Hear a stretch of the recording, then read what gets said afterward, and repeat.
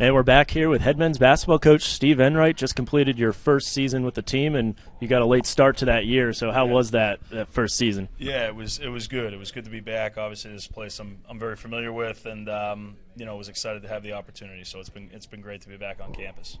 Your first season here at Bridgewater as the head coach. What are some of the things that you feel went right, and what do you think you need to specifically try to improve on moving in the next season? Yeah, I think just given the timing, like we had a thin roster, we had some guys leave last spring, but credit to the guys that we did have here that I think figured a lot of things out on the fly, changed our offense completely to what they've been doing the last 4 years. 3 of which those 4 years I was a part of. So I was excited about offensively. I think we scored some more points. We averaged more points this year than we have since 08-09. We shot a better percentage than we have since 02-03. So offensively the numbers are better. We also had 2 all-conference players for the first time in the same season since 2005. So definitely a lot to build off of with some momentum. Some things we can improve obviously going forward is just on the recruiting end, having more depth, more talent, and just really across the board trying to improve in every area that we can.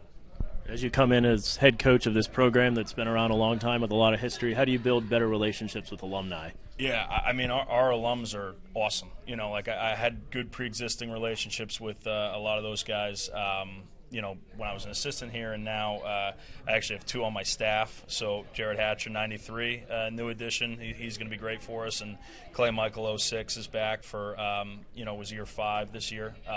So we're excited about that. It's just different initiatives, like a lot of communication, a lot of updates about the program, a lot of direct communication from me. We're rolling out some different events where we have guys back on campus and interacting with our guys. We're going to do some satellite events with me off campus, meeting with alums coming here in the spring, summer, and fall. And, we have a mentorship program off the ground where, our alums communicate with our current players, one-on-one. And I think all that stuff across the board is going to help us have a really strong product.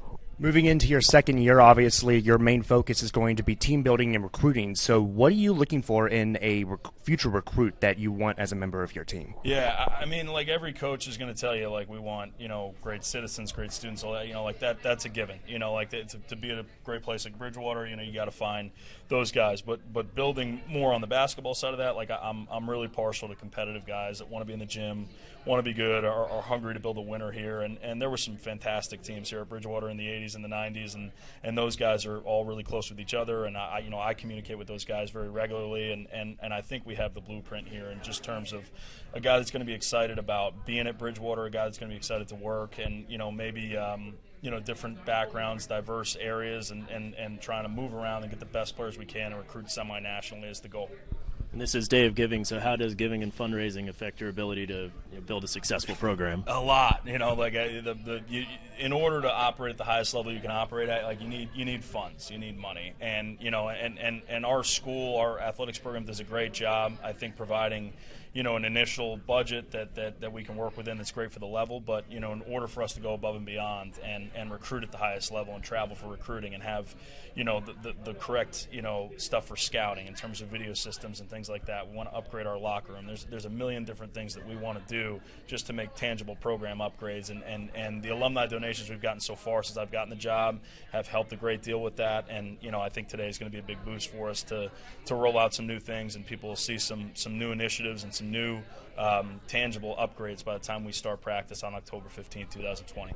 And what are some of the most challenging aspects that you have discovered in competing in such a difficult division as the ODAC? Yeah, I mean, it's a blessing at the same time because I'd stand on a hill that this is a top 3 or 4 conference in the country in men's basketball.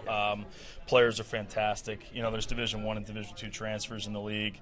There's really good players across the board. And it's a great sell in recruiting. Hey, if you're gonna end up looking at the Division III level and you don't get that full scholarship at the Division I level or whatever it may be, this is a great sell because it's really legitimate basketball. basketball. Each team has a fan base. Each team has good facilities. Each team has great coaches. People travel the right way. All things are not created equal. And as far as Division III goes, this is, the cream of the crop as far as the league goes, for sure. So it is definitely a challenge, but it's one that we welcome and one that we plan on, getting to the top of. Coach Enright, thanks for joining us, and I'm sure everyone's excited to see what you and the staff and the players can do when you have a full year to sort of build together for next season. Yeah, we're ready to go. Appreciate you guys. Thank you. Yes, sir. Thank you. Yeah, absolutely.